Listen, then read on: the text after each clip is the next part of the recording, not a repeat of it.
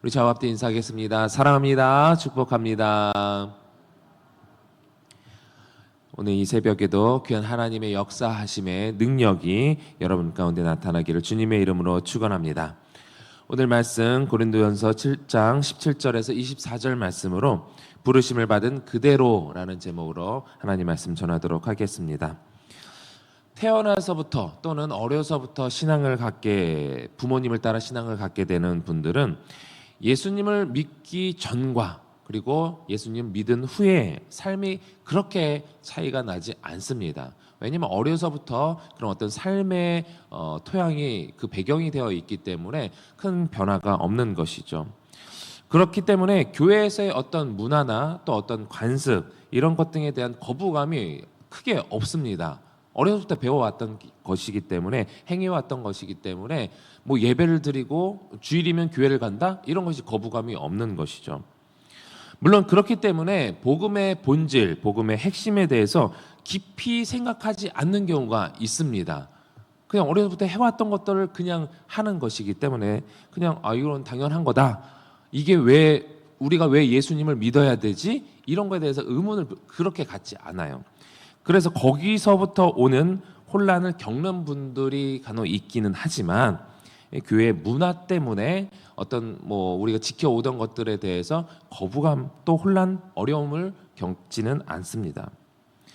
그러나 어느 정도 자기 주관이 뚜렷해지기 시작하는 나이에 예수님을 믿게 된 사람의 경우에는요, 그동안 자기가 살아오던 문화와 습관이 있기 때문에 예수님을 믿은 다음에 예수님의 필요성을 알고 이제 예수님을 믿게 되지 않았겠습니까? 예수님을 믿은 이후에 교회에서 신앙생활을 할 때에는 그동안 자기가 살아왔던 삶의 어떤 그 가치관과 생활 패턴이랑 지금 이제는 주일이면은 내 마음대로 못 하게 되잖아요. 교회 가야 되잖아요. 처음에는 이제 신앙을 이제 뜨겁게 이제 예수님을 만나고 영접하면서 당연시 하다가 어느 순간에 또 이제 좀 예수님에 대한 그 사랑이 뜨뜻미지근해졌을 때는 내가 왜 교회 나와야 되지? 이런 이제 갈등을 겪는 경우가 많이 있습니다. 어려움을 겪게 되는 것이죠. 오늘 본문에 나오는 고린도 교회 성도들은 이방인과 유대인이 같이 있는 교회 공동체입니다. 그런데 여기서도 이런 류의 이제 갈등을 그런 가치관에서 오는 갈등을 이제 겪고 있는 것으로 보이는데.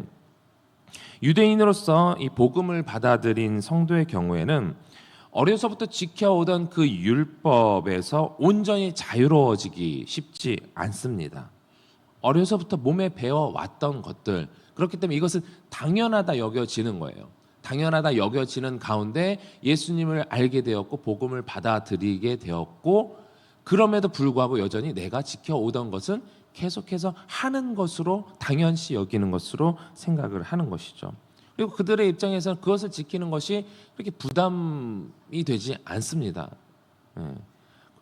부담감이 없고 대신에 무엇이 복음적으로 옳은지 그런지 생각하기보다는 그 율법 가운데 과거부터 지켜왔던 구약시대부터 지켜왔었던 조상대대로 지켜왔던 그 율법을 왜 지키라고 하셨는지, 하나님께서 왜 그렇게 명령하셨는지 그것을 생각하기보다는 그냥 어려서부터 지켜왔던 거니까 당연히 지켜야 되고, 저 사람이 예수님을 믿는다라고 한다면 저 사람도 그것을 지켜야 되지 않을까?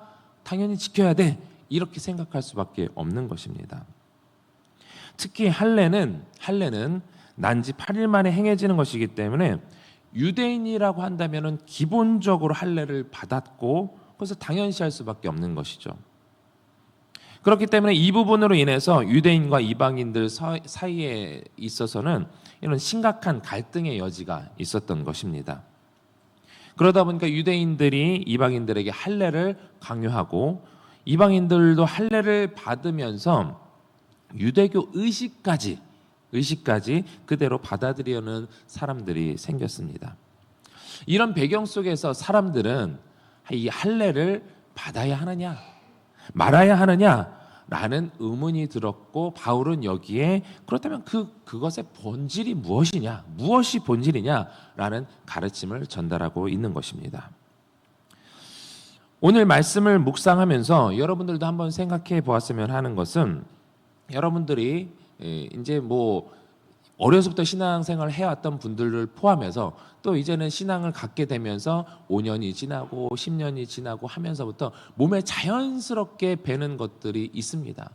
처음에 저 사람이 새벽 예배에 나왔으니까 나도 새벽 예배에 나와야 되나 보다 하는 해서 이제 나오시는 분들도 있고, 주일은 뭐 당연히 그렇고요. 또 여러 가지 우리가 이제 신앙적으로 하는 말들, 생활 습관들, 그러니까 신앙적인 습관들, 이런 것들을 한번 생각해 보면서 그런 그 의미, 이것이 내가 왜 이렇게 행동을 하는가, 내가 이 말을 왜 하는가 라는 것들을 한번 생각해 보았으면 하는 것입니다.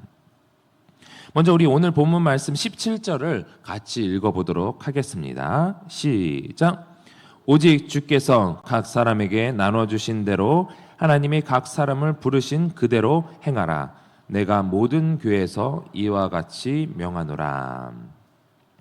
오늘 읽은 본문에서는 17절 본문 말씀 포함해서 20절, 24절은 세 번에 거쳐서 같은 맥락의 내용을 전하고 있습니다.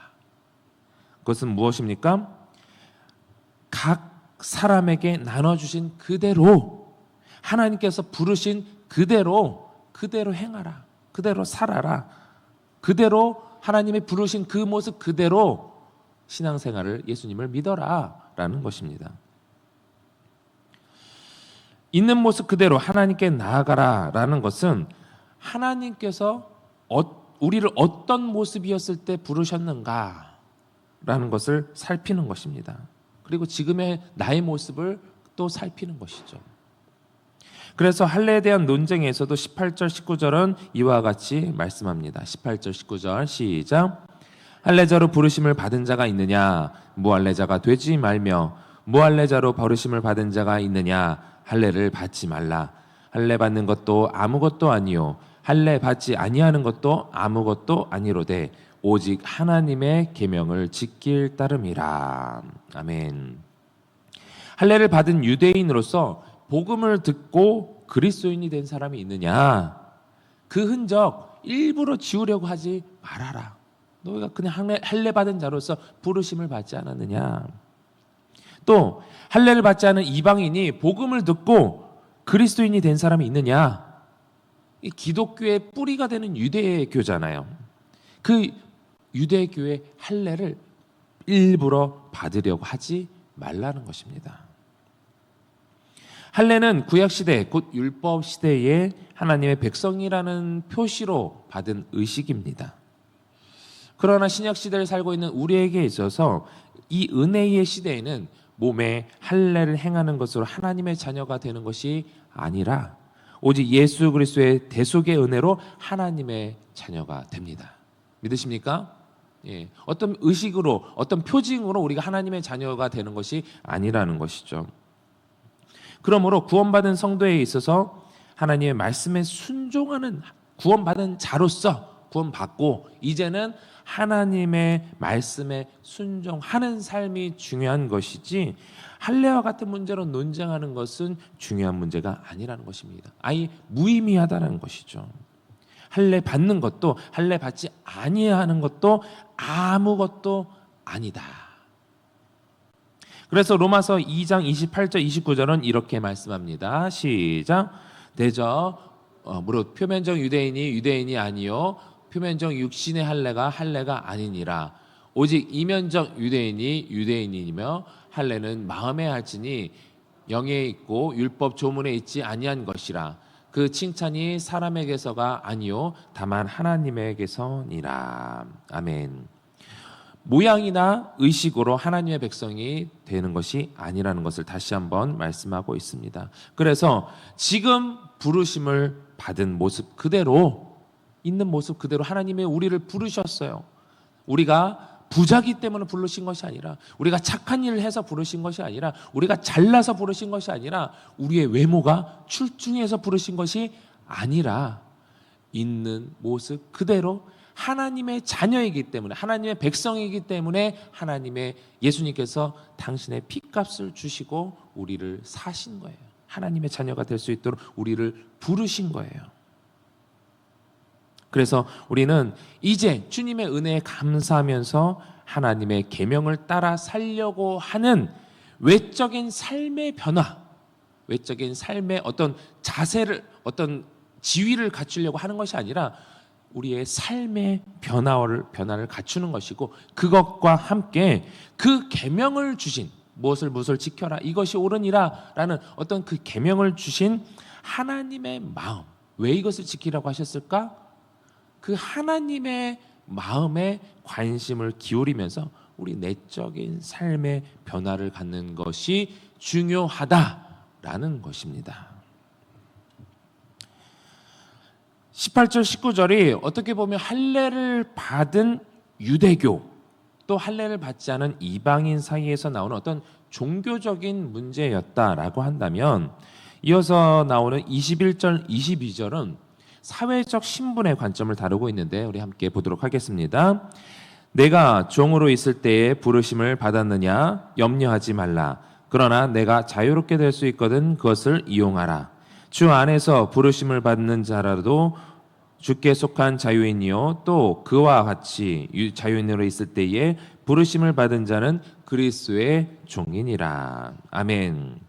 당시 시대는 계급 사회이죠. 그렇기 때문에 고린도 교회 내에서도 사회적 신분의 차이로 인해 분쟁이 있었습니다. 우리나라 이제 초창기의 교회도 그랬죠. 신분 사회였었기 때문에 그런 종이었던 사람, 또 양반이었던 사람, 그 사람들이 같은 교회 안에 있을 때 여러 이제 갈등들이 있었습니다.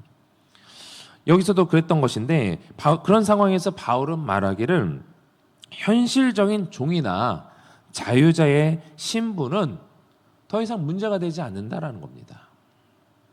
보다 더 중요한 것은 종이나 자유인이나 그 사람들이 그리스도께 속해 있느냐 아니냐의 문제를 살피라는 것이죠.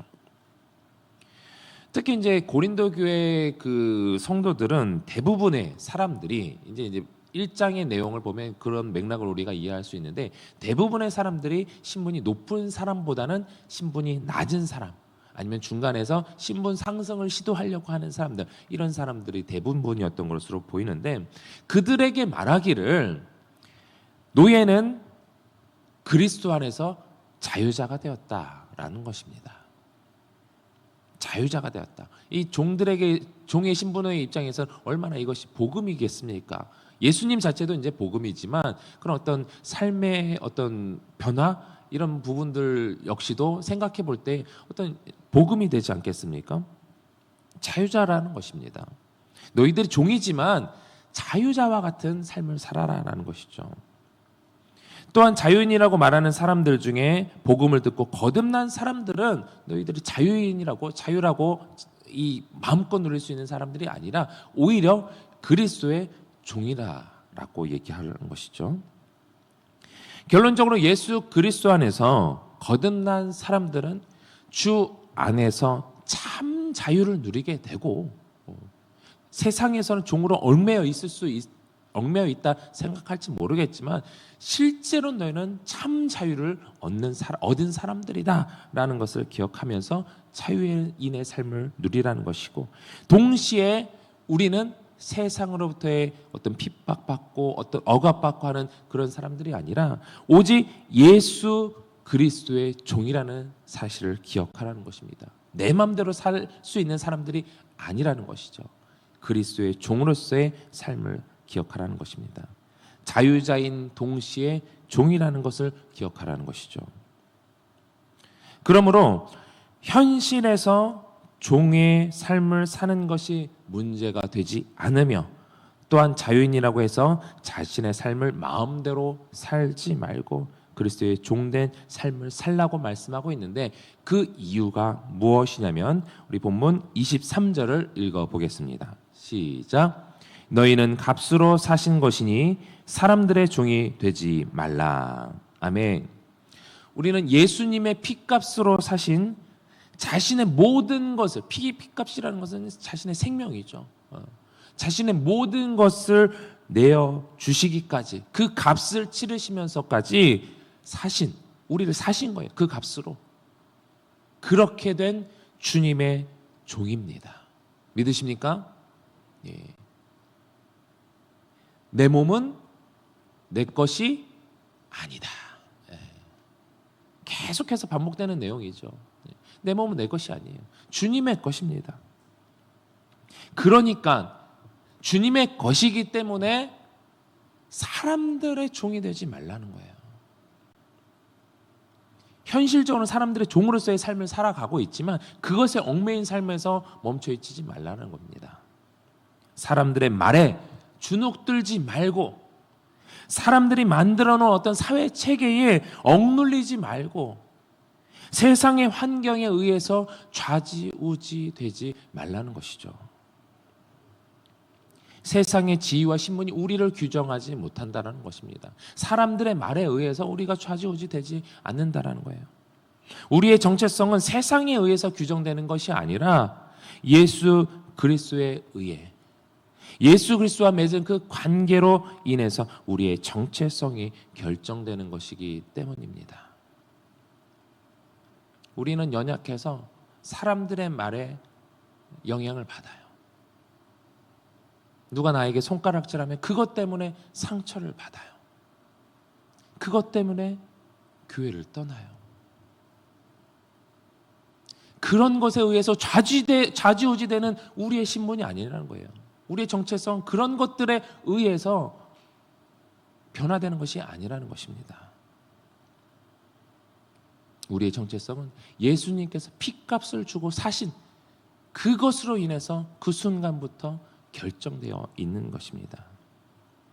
그렇게 결정된 우리가 하나님의 자녀라는 사실은 그리스도의 지체라는 그 정체성은 절대로 변화되지 않는 진리인 줄 믿으시기 바랍니다. 그렇게 하나님의 자녀로서 하나님께 속한 자답게 살아가는 것이 우리에겐 너무나 중요합니다.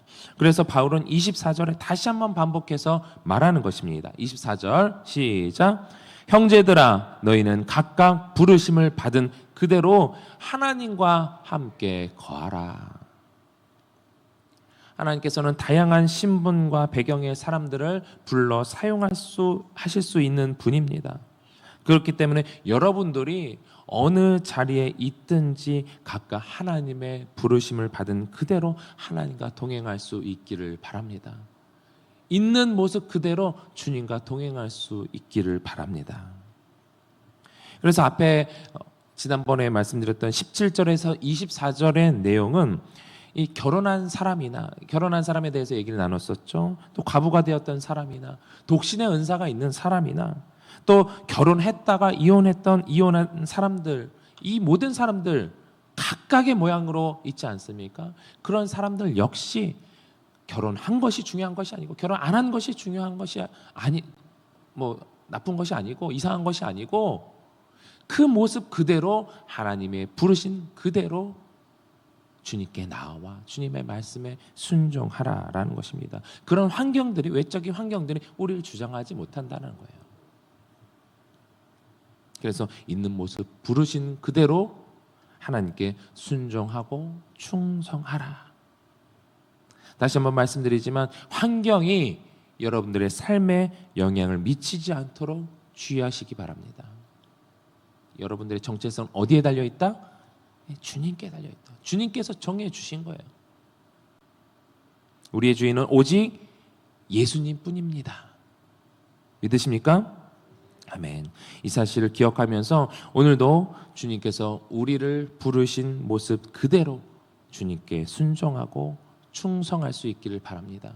주님 안에서 참된 자유를 누리시길 바랍니다. 주님 안에서 참된 평안과 기쁨을 누리실 수 있는 여러분들이 되시기를 주님의 이름으로 축원합니다. 우리 주신 말씀 기억하면서 함께 기도하실 때에 우리 가운데 혹시 어떤 환경에 얽매여 있으신 분들이 계십니까? 지금의 내 처지로 인해서 또 낙담되시는 분들이 있으십니까?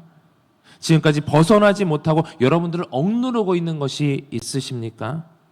주님께서 우리를 자유하게 하셨음을 믿으시기 바랍니다. 그것을 기억하면서 주님께서 우리를 부르셨기에 우리의 정체성은 그리스도의 종으로서 하나님의 자녀로서 그 정체성이 분명함을 기억하면서 그렇기 때문에 오직 그리스도의 종으로서 주님과 동행하는 삶을 살게 해달라고 기도하시고 우리 교회의 부흥과 또 다음 세대의 부흥을 위해서 또 둔촌동 시대가 활짝 열릴 수 있도록 또 아프신 분들 위해서 또 각자의 개인 기도 제목 놓고 우리 주님 3번 간절히 부르고 동성으로 기도하겠습니다.